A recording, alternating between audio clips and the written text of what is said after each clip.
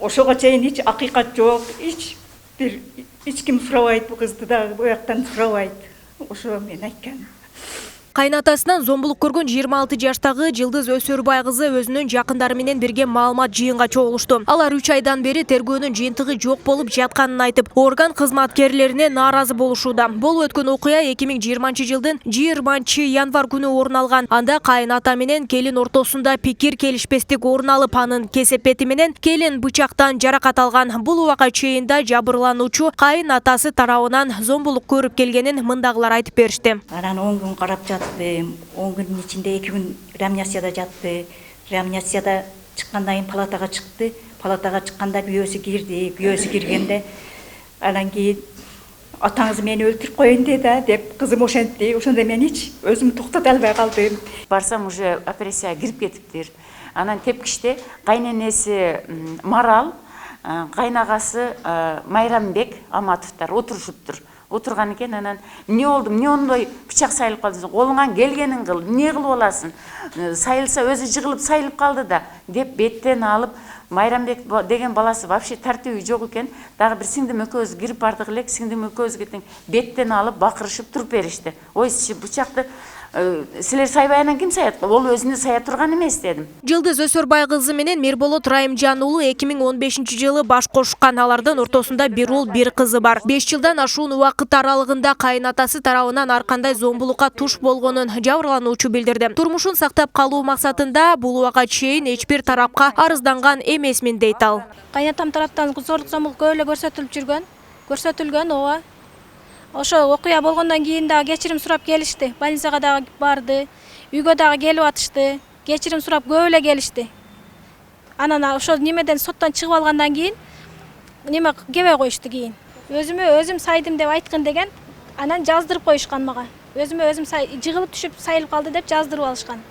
Ошо мыйзамдуу түрдө немесин алсын, жазасын алсын. Болуп өткөн окуядан кийин кайненеси күнөөнү келинге оодарууга аракеттерди көргөнүн жана келиндин мойнуна алуусун талап кылганын да айтышууда. Ал эми шектүү делген келиндин кайнатасы Райымжан Аматовдун баш коргоо чарасы каралып 2 айга камакка алыныптыр. Шаардык сот тарабынан учурда үй камагына чыкканын айтышууда. Кайнатасы сайып койгон бычакты. Ошого нааразымын мен. Камалсын. Үй камагында деп жүрөт да азыр.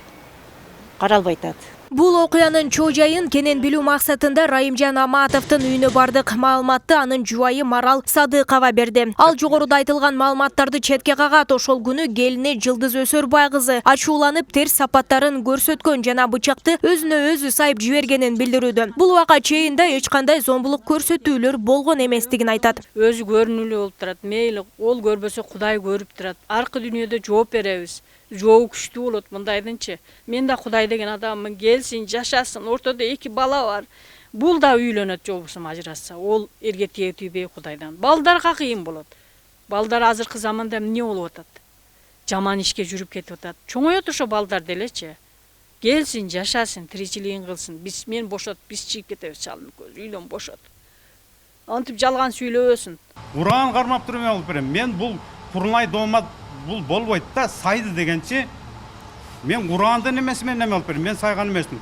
Ушул келин бул кантип эме болуп жүрөт? Ал эми Жылдыз Өсөрбай кызы окуя болгон күнү тамак кылып жаткан учурда чалынып кетип, кокусунан бычак сайылып кеткенин, шектүүнүн жаш курагын жана башка себептерди эске алуу менен үй камагына чыгарылганын Ош облустук сотунун басма сөз кызматы билдирди. Соттук медициналык экспертизасынын корутундусуна ылайык жабырлануучунун жаракаты курч кесүүчү буюмдун таасиринде пайда болгонун, курсагынын астыңкы бети адам өзүн өзү бычак менен жаракат келтирүүгө мүмкүн болгон дене бөлүгүндөгү болгондугу көрсөтүлгөнүнө, мындан сырткары Ош шаардык клиникалык ооруканасынын 2020-жылдын 28-декабрында номер 763 сандуу катына ылайык бейтап ЖÖ кызынын акыбалы жакшы болуп, чыгууга даярданып жаткандыгын билдиргенине негиздеген.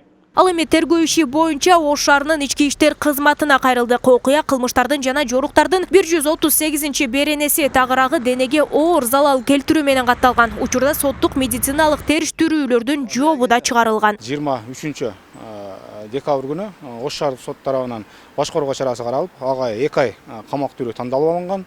Андан кийин апелляционный арыз областной сотко жазышып, нааразы болушуп шаардык соттун чечимине. Ал жактан үй камагына чыгарылган. Бүгүнкү күндө Ош шаардык ички иштер башкармалыгынын Сулаймон ата милиция бөлүмүндө тергөө жүрүп жатат. Тийиштүү экспертиялар толугу менен чыккан. Бүгүнкү күндө тергөө аягына чыкты. 1-2 күн ичинде сотко өткөзүлүп берилет. Бул иш боюнча териштирүү иши уланууда. Жакынкы убакыттын ичинде облустук сотко өткөрүлүп берилет. Ал эми сот кимдин тарабына чечим чыгарат, азырынча белгисиз бойдон калууда. Нурзада Сыдыкова, Адилет Нышанбаев, Нурньюз, Ош шаары. Каршы эмеспиз, мен сүйлөбөйм, каршы эмесмин.